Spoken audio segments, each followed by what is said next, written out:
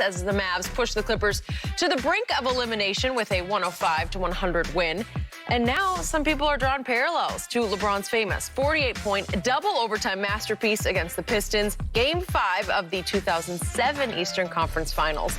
That win propelled the King to his first ever NBA Finals, and like Luka, LeBron alone was responsible for the majority of his team's offense in that push. So Shannon, how much truth is there to this? Curious what you think here. The players and what they were able to do were comparable, but the situations were not. Skip, if you look at the way they're comparable shooters, I think at this juncture of their career, I think we can both agree that LeBron wasn't the greatest three-point shooter. He could get streaky hot. He could make us some. He was more going to the basket. Luka is tremendous going to the basket. Nice mid-range step back. He gets hot from the three. He can make you pay. Both struggle from the free throw line occasionally. True. The defensive part, where Lamar was a dominant defensive player then. True. Luka's just out there. Luka ain't really trying to play no defense. They're trying to put him on the least offensive guy so to conserve himself. Yep. But here's where it's vastly different. The team that LeBron beat had gone to the Eastern Conference Finals the year before and lost to Miami. They had gone to the NBA Finals the year before that and lost to the San Antonio Spurs. Yep. They had gone to the NBA Finals the year before that and beaten Kobe and Shaq Lakers. You're talking about Chauncey Billups, Sheed Wallace, Ben Wallace, and Rip Hamilton, Tayshaun Prince. In that year, what LeBron did, LeBron ended the Piston era. The Clippers era hadn't even started. What the hell what did they want? Where have they been? To say Luka has ended something. So, Skip, I get the players and what the performance is comparable, but the magnitude, the gravity of what he's done is not comparable, because you would need the Clippers had gone to like 4 or 5 Western Conference Finals and maybe gone to the NBA Finals to say it's comparable in that sense. But the performance, yes, I will say it's very comparable, the performance, but not in totality, because the Clippers and the Pistons are vastly different teams. You just said, but I'm going to go in a very different direction. So back to the premise, the question of, is Luka like a young LeBron? Well, in one way, ironic way, he's very much like LeBron, only worse. And that's why Luka mania turns me into a maniac, because if I look at his fourth quarters in these 5 games, he's like LeBron can be in fourth quarters. He doesn't trust himself because he tends to go south in fourth quarters. So let's just look at 5 fourth quarters in this series. What has he done so far against just the Clippers? First round, he shot 6 of 27 from the floor. 6 of 27, that's 22%. So he's taken 27 shots in 5 fourth quarters, and he's made 6 out of 27. That's horrible. If there's anybody else, we wouldn't be hearing any Luka mania, right? From 3 so far in 5 games, fourth quarters, he's 2 of 12. That's 16.7%. Well, that's not very good. Free throws, he's 3 of 8 in the fourth quarters. That's 37.5%. So that's pretty good, but he's only taken 8, which is why in games 2, 4, and 5, he took 0. Last night, he took 0 free throws because he no longer trusts himself at the fourth quarter free throw line. So he is avoiding the free throw line, so he doesn't attack the basket. He doesn't Euro step to the basket in the fourth quarter with the same urgency and confidence that he does in the first 3 quarters, because he doesn't mind shooting free throws earlier. I think also, Skip, if you watch him, Skip, if he gets the calls early, he is more likely to, in the fourth quarter, try to get to the basket. But if he doesn't get the calls, he's only trying to get to the basket so he can kick for an open 3, because he knows the help's coming. Okay, so last night he was 1 of 8 in the fourth quarter, 0 for 3 from 3, and had one what could have been crucial late turnover, thanks to Terrence Mann, who could not then go to the other end and convert, nor could Nicholas Batum. So he got saved from himself, and everybody's rhapsodizing about this is one of the greatest games ever played, until maybe it's just because it was over like at 1 o'clock in the East. Maybe people just didn't see it. I don't know. They saw 42, 14, and 8. It's like, okay, y'all need to check on Tom, take him out of the ball game. But because he popped up so quick, they're like, okay, he's fine. Skip, Tom Brady has 7 Super Bowls. He won it in his first year. But just because you were great and you win doesn't mean you can't make mistakes. He made a mistake. Why he made a mistake, how he made a mistake, he made a mistake.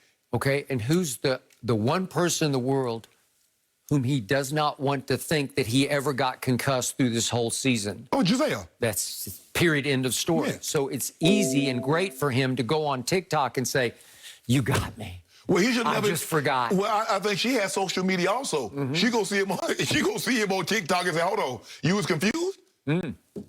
Well, you did come on home with me and the kids, then. Oh, you think so? No, Like I'm just saying, you know. Like he's getting too old to be out there? I'm just saying, you know, she's made it abundantly clear that's a concerning of her, the concussions. That's the ultimate concern. Well, the thing is that he does a great job of trying to hide the slightest of getting the deemed. slightest. So the last thing he's going to tell her is, well, I kind of lost it tonight. Right. Right? But she watched TikTok, right? I think she got, Jenny, you think she got TikTok? I think she does. Absolutely. Yeah. Exactly. So I'd have just kept this one. I just took that one to my grave. You and I know where he was confused, dazed, or whatever you want to use, ding, saw stars, okay, whatever you want to call it. But we knew what it was.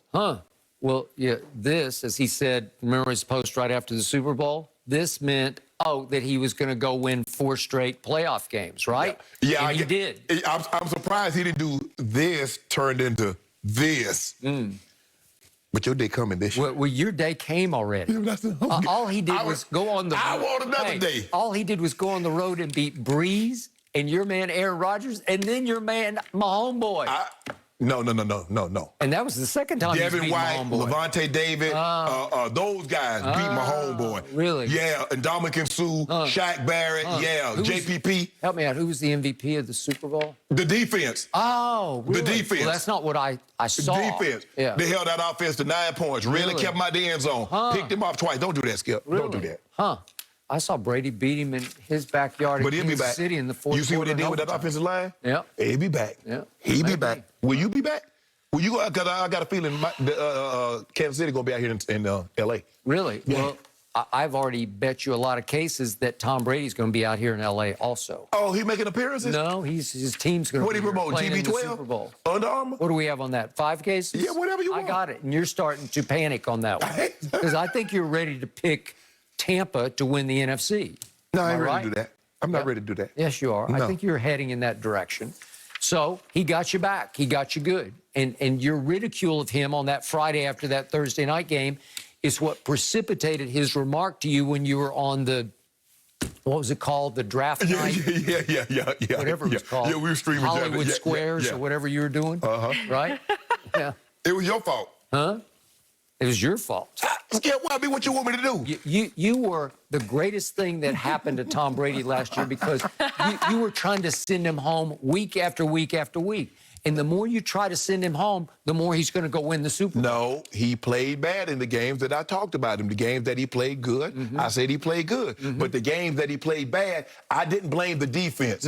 I didn't blame BA. That's what you do. If they don't win, that defense, that sorry defense. BA, he needs to be fired. That's what you do. Well, the defense was sorry until the second playoff game at New Orleans. Hold what was Tom Brady against the Rams?